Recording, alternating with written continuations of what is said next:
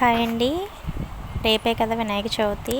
మా ఊర్లో అయితే 10 డేస్ నుంచి ఈ పందిరి వేయడం గట్ట జరుగుతుంది. చూసారా ఎలా వేశారో పందిరి, కర్రలు కట్టి వేస్తారండి. అలాగే వీధికి వీధికి నిలబెట్టుకుంటారు.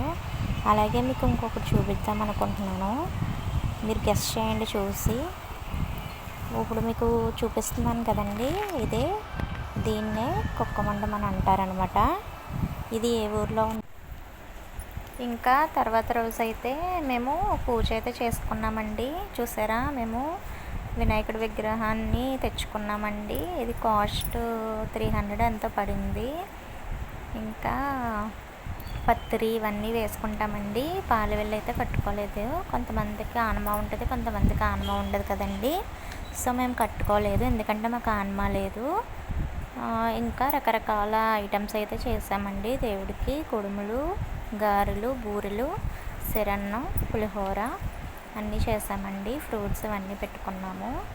మీరు కూడా బాగా జరుపుకున్నారని అనుకుంటున్నాను ఈ వినాయక చవితిని. మేము కూడా చాలా బాగా జరుపుకున్నామండి. ఇంకా క్లైమేట్ మనకి సహకరించలేదు, చాలా వాన వస్తుందండి. మాకు క్లైమేట్ అయితే మారలేదు, ఎందుకంటే వినాయకుడు గొడుగేసుకుని ఊరేగుతారు కదా. సో అందరికీ వినాయక చవితి శుభాకాంక్షలు అండి.